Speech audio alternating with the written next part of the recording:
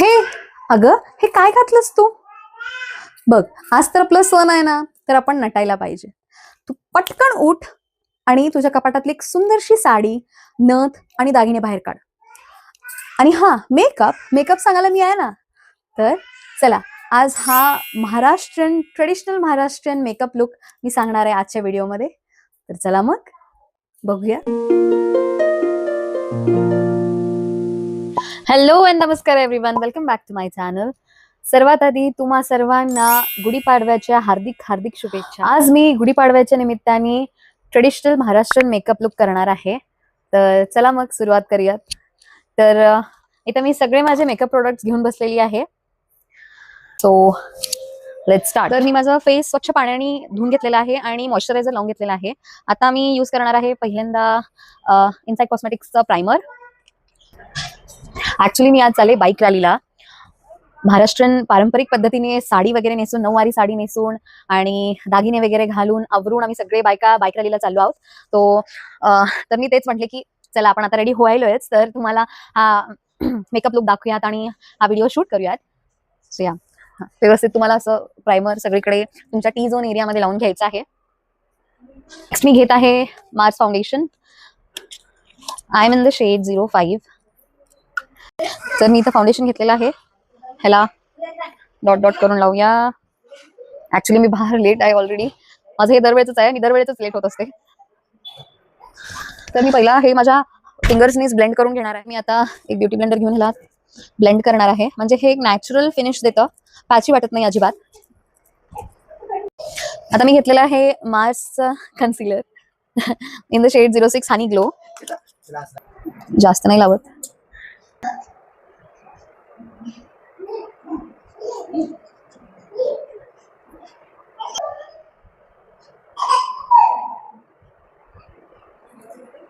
आता मी घेतले क्रीम ब्लश जस्ट हर्ब्सचं.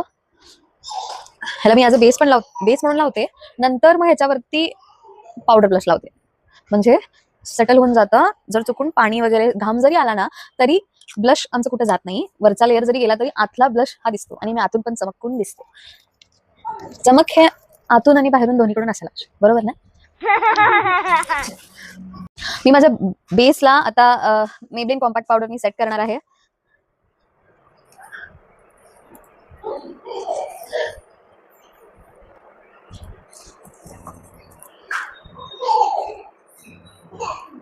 आता मी घेतले पावडर ब्लश. ह्याला अशा तुमच्या हाय चिक एरियाजला लावायचं, असं स्माइल करायचं. आता मी माझे ब्राउज फिल करणार आहे लॅक्मे आयब्रो पेन्सिलने. माझे ऑलरेडी आयब्रोज खूप म्हणजे ब्रॉड आहेत, सो मी थोडंसं हलकंसं टचअप देते त्याला. I am done with my eyebrows. आता मी आय शॅडो लावणार आहे. हुडा ब्युटीचं आय शॅडो पॅलेट घेतलेली आहे.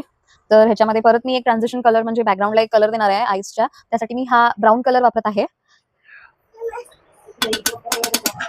एक्स्ट्रा तुम्हाला डस्ट करून घ्यायचा आहे आणि असं हलक्या हाताने ह्याला ब्लेंड करायचं आहे. आय मेकअप मध्ये ब्लेंडिंग हे खूप इम्पॉर्टंट आहे. जितकं चांगलं तुम्ही ब्लेंड करताय तितकं सुंदर तुमचं eye shadow eye makeup ready होतो लास्टला. माझ्या मैत्रिणींचा मला फोन येत आहे सतत. त्या सगळ्या रेडी होऊन बसलेत आणि मी अजूनही माझा मेकअप चालू आहे. त्यानंतर मी दागिने घालणार. खूप मी आज बोलून खाणार आहे, बट दॅट्स ओके. तुमच्यासाठी एनिथिंग. थोडंसं डार्क शेड मी घेणार आहे, थोडंसं.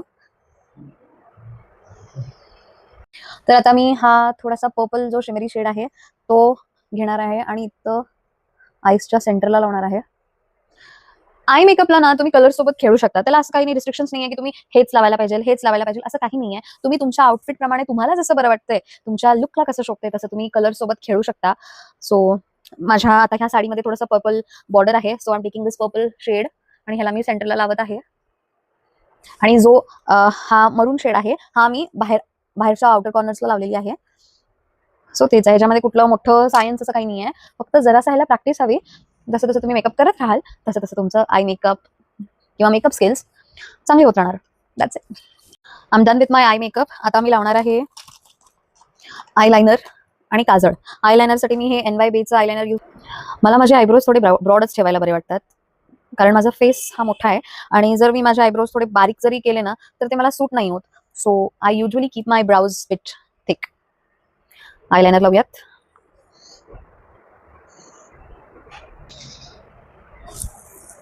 आम्ही घेणार आहे mascara. This is Rimmel London mascara. आता मी घेतले लॅक्मे आयकॉनिक काजल. मला आईस थोडे बोल्डच ठेवायचे आहेत, सो डार्क काजल मी लावणार आहे.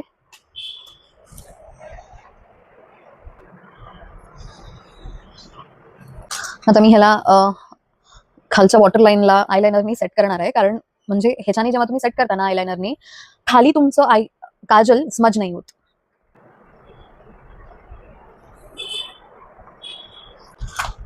आता मी मार्स कॉस्मेटिक्सच लिप लायनर घेतलेला आहे in the shade 03 blood bath.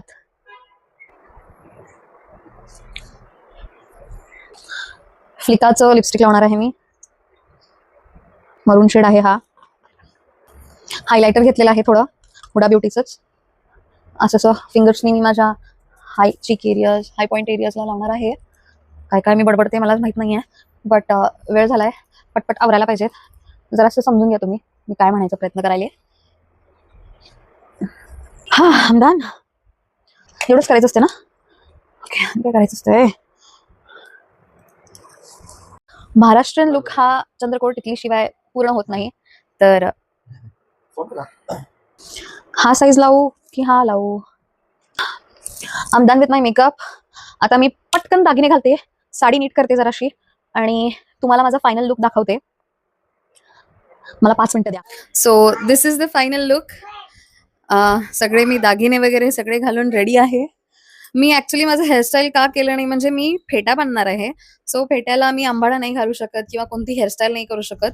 So मी आता केस माझे असेच मोकळे ठेवणार आहे आणि फेटा घालून झाल्यानंतर एखादी वेणी किंवा काही पण तिकडे स्पॉटला करणार.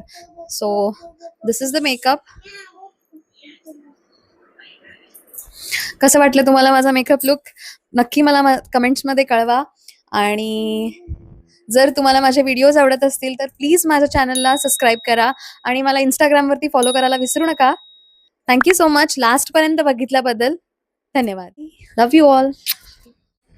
तर हे माझं पूर्ण कम्प्लीट लुक आहे. साडी बघा नऊवारी नेसलेली आहे आणि पेटा बांधल्यावर मी अशी दिसत होते. आणि हे बघा रॅली, खूप मोठ्या प्रमाणात रॅली झाली, खूप मजा केलो आम्ही. बघा बाईक्स घेऊन किती सुंदर नटलेले आहेत बायका, सगळ्या नऊवारी पारंपरिक पद्धतीने सगळेजण रेडी होऊन आले होते आपले काम वगैरे आवरून. त्यानंतर शेवटी वोट ऑफ थँक्सचा कार्यक्रम झाला.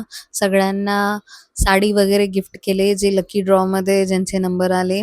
आणि हे बघू शकता गर्दी, भरपूर प्रमाणात बायका सगळ्या जमा झाल्या होत्या आणि खूप मजा आली.